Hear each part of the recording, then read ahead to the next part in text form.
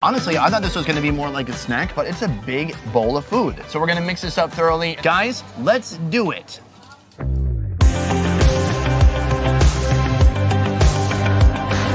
Today on the Best Ever Food Review Show, we're going on another fun food adventure, this time with my one-trip guide, Jup. Hi everyone, I'm Trúc. We are in Huế, in this market known as Chợ Đông Ba. and we are gonna see a massive amount of food. Stick around, because you're gonna wanna eat it all. Catch them all, see them all. Let's go. Huế was Vietnam's capital until 1945, and Đông Ba Market is Hué's largest market, selling anything and everything, especially food. Would you look at this beautiful stack of pork cakes? It is like a stack of hot cakes. That's a lot of pork cake. For those with adventurous taste buds, this market is a must. It seems like every few steps, you'll find a small vendor with a collection of tiny plastic stools surrounding some pot of boiling deliciousness, or a shrine built for the food gods themselves. Looks like a little art display. Like it's a shrine to the food gods. Today, Jup and I will show you some must-try Central Vietnamese foods unique to this area. Let's get started. This place is completely packed with food. We are running around right now trying to film everything we can because we want to show you all that we can. Literally, everywhere you look, there's a different enclave, a little different pocket with some different food in it. Let's keep looking and see what else we can find.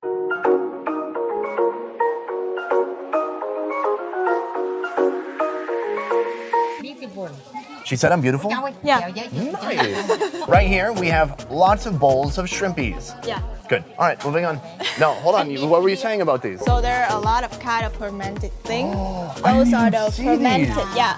The purple one. Yeah, the purple one is the fermented small shrimp, tiny shrimp. Oh dear Lord. The smell coming off here. Here it's okay. It's like spicy and tangy smell. There's a reason they're keeping that purple one far away from us. That is like where the intense smell is at. So that is the secret sauce for your bún bò Huế. Oh, that's in the bún bò Huế? Yeah. And that's what we're going to be having today? So for that kind of sauce, they catch those tiny shrimp Yeah. and then they mince and then they add salt. Then they let it ferment, And it turn purple. turns purple. Will she let me sample one of these? Yeah. Okay. Coi cho anh thử cái mắm ruốc. We're gonna sample this purple fermented shrimp paste. It is known for being incredibly pungent, powerful, in fact, overpowering. It's not recommended that you eat it in this way, but we're gonna give it a try anyways. Strong smell so far, and let's try it out.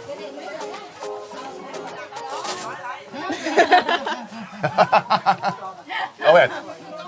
Not bad. You're not supposed to eat it alone. It's like eating a tablespoon of salt and being like, oh, it's a little too salty. Full of seafood essence, and that shrimp flavor certainly comes through in a big way. This amazingly pungent sauce will be an ingredient in the legendary bún bò Huế. But first, we've got some other tasty treats to take down. Our first food of the day, it's called gum hen. Cơm hến. Yeah. How about you just say all the names? What is it called? Cơm hến. Good. And now everyone knows how to say it properly, including me. We caught these little clams already in Hoi An, but the meal here, the way they're preparing it, is completely different than what we experienced. Let's check it out. Tiny clams are the most important ingredient in today's gom hen. This family recipe starts with some greens, rice, young banana, MSG, cashew oil, chili oil, and a splash of that intense fermented shrimp paste we were just talking about. Peanuts, fried pork skin, and those tiny clams. So the first step is we're gonna mix this beautiful assortment of ingredients right here. This is the most heartbreaking part of any Vietnamese meal because the presentation is always so beautiful. It's like a work of art, and I hate it every time destroying it. You gotta mix it all up and blend those flavors together. Ready? Oh. Beautiful. For me, this is the best of Huế cuisine. It is made from those very simple, easy to find and cheap ingredients. This dish was created by the poor people, but it was offered to the king. Yeah, because of its amazing taste. It's actually really light with the crunchiness in there. That's what I like, is certainly has some salt to it, but overall all the ingredients taste and feel light. There's what inside? Are you joking me? You're fired. We are still making our way through the market, and this place has everything, including a ton of food. What is this? All kind of the savory cake. She's got these steamed up little like banana leaves, right? Yeah. And inside they look hot, greasy, and steamy. This one we call bánh nậm, made from rice flour and pork. And also shrimp. Yeah, that one is non-spicy and this one is with a lot of chili. Oh, so which one should we be getting today? Of course, the chili. Yeah, that's how we roll when we're in Central Vietnam. It's all about that spice, baby. Central Vietnam has tons of these banana leaf wrapped wonders. This vendor's family makes over 1,000 of these a day. She then carts them from home to the market where we're about to try them now. The first with rice flour, pork, and shrimp, and the second chewier version made with tapioca starch with a shrimpy hiding inside. We'll start with the shrimpy. It looks like a piece of amber, and we have to drill inside for a mosquito, and then we can create Jurassic Park. It's beautiful in the way people make it. Should we take a big bite of this? Yeah.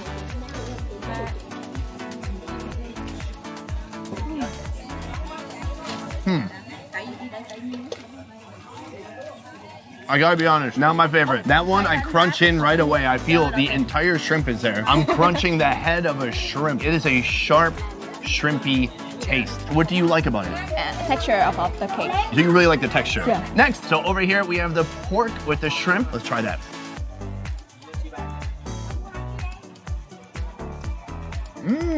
Oh, that is where it's at. That tastes like a Campbell's ravioli. Warm, porky, salty inside, and then that kind of noodly pasta outside. It feels like pasta, even though it's made from rice. It feels like a ravioli. What's happening to my mouth right now? Huh? Because it hurts a lot, my mouth. What did you do? Chili. Why do you do this to me? It's so hot, my lips are burning. Cut. The green chili. Spicier than the red one. Yeah? Is she judging me? She's judging me. My lips are gonna swell up like a Kardashian over here. Right up here we have a lady carrying a ton of different banh mi ingredients. Let's see if we can stop her and ask for a sandwich.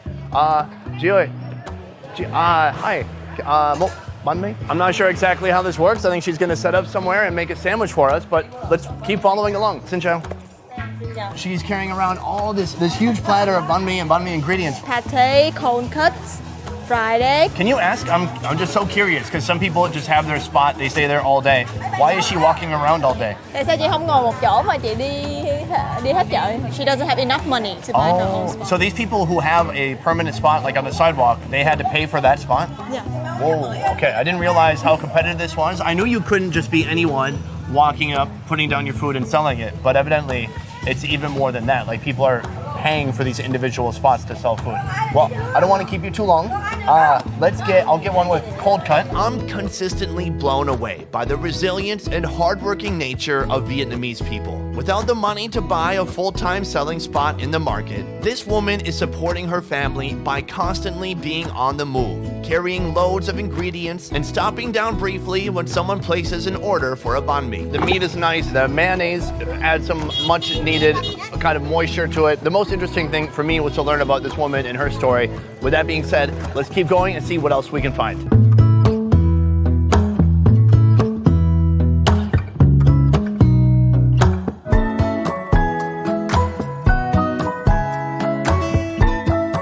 Hi, do you need any help selling food? Jup, what is this? This is the mixed vermicelli noodles, glass noodle. It's Glass noodle. Ah, it's a glass noodle. It's made from mung bean. These mung bean. are made from mung bean. Yeah. You can make noodles from a bean? Just kidding, I knew that. Of course I knew that. Pork sausage with a lot of pork skin inside. Looks like a little art display. Like it's a shrine to the food gods. Could you ask her how long she's been selling this? Chị bán cái này được bao nhiêu năm rồi chị? 15 years. Wow. And so 15 years, she prepares this at home, she brings it here, and then she sells it until it sells out. Should we order some? Yeah. All right, let's try it. Today, our mixed glass noodle starts with some fresh herbs, banana blossom, glass noodles made from mung bean, assorted sausages, and wood ear mushroom, peanuts, rice cracker, and a bit of chili sauce. Honestly, I thought this was gonna be more like a snack, but it's a big bowl of food. So we're gonna mix this up thoroughly. Guys, let's do it.